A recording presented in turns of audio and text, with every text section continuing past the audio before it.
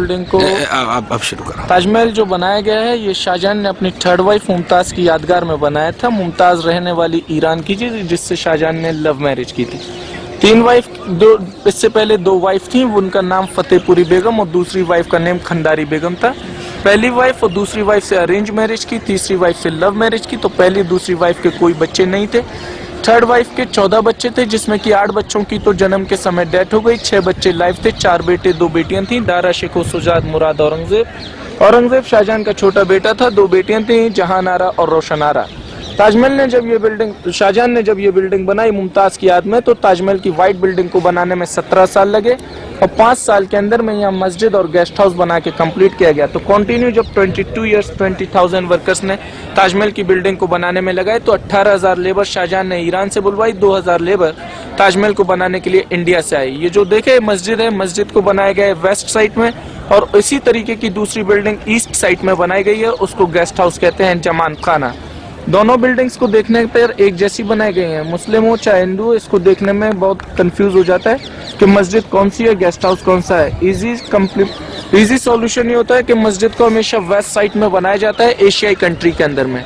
Waste में इसलिए बनाया जाता है कि जो डायरेक्शन है मक्का मदीने का, सऊदी अरब का, वो वेस्ट में है, इसलिए मस्जिद वेस्ट में बनाई जाती है। ताजमहल की बिल्डिंग को बराबर देखने के लिए उधर में एक प्रैक्टिकली बिल्डिंग बनाई गई गेस्ट हाउस की, ताकि ताजमहल की व्हाइट बिल्डिंग को आप लोग लुक लाइक 4 साइड से सेम देख सकें।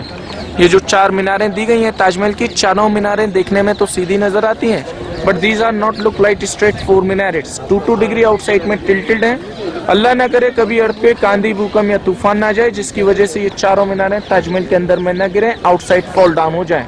ताजमहल बिल्डिंग को इधर में व्हाइट मार्बल देखिए, तो व्हाइट मार्बल जो है इंडिया का है, जो राजस्थान मकराना से आया था, आगरा से 450 किलोमीटर है। और रेड स्टोन जो आया वो यहाँ फतेहपुर सीकरी से आया, जो आगरा से 45 किलोमीटर है। इस बिल्डिंग की टोटल हाइट दी गई है 245 फीट और चारों मीनारों की हाइट दी गई है 175 फीट। मेन डोम को देखिए, तो मेन डोम के ठीक नीचे में शाहजहां और मुमताज की ओरिजिनल मकबरा दिया गया है। ओरिजिनल मकबरा 1 साल में 3 बार दिखाया जाता है, और जो डुप्लीकेट मकबरा है वो आप लोग एग्जैक्टली एवरीडे देख सकते हैं, कोई भी डिफरेंट नहीं है।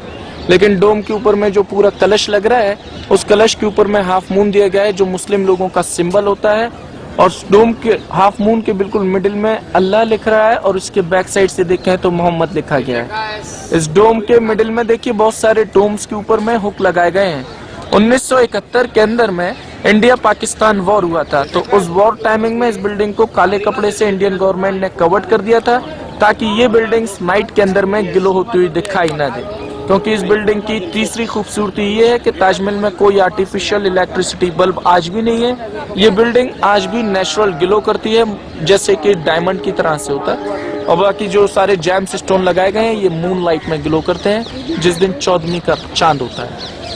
ये फ्रंट जो आयतें लिखी है। बाकी जो मेन गेट के ऊपर में कुरान शरीफ की आयतें लिखी हुई हैं, तो सबसे पहले गेट के अंदर से जो शाही दरवाजा है वहां से आते हैं, वहाँ सूरत फज्र, और सूरत फज्र के बाद सूरत शम्स, वो बाकी व्हाइट ताजमहल की बिल्डिंग पे टोटल सूरत यासीन लिखी गई है। कुरान शरीफ का मेन चैप्टर है हार्ट ऑफ द कुरान, जो ताजमहल के अंदर में चारों तरफ लिखा गया है। ये राइटिंग नहीं है, पेंट नहीं है, मार्बल के अंदर स्टोन को इनलेट किया गया है। तो ये जितनी भी आर्ट यूज की गई है ये सब पर्शियन आर्ट है। पर्शियन आर्ट इसलिए यूज की गई है क्योंकि 18,000 जो लेबर ताजमहल को बनाने आई थी वो पर्शियन थी। तो पर्शियन लोगों ने इस सारी क्राफ्ट को, इस सारी आर्ट को अपने हाथों से बना के तैयार किया है।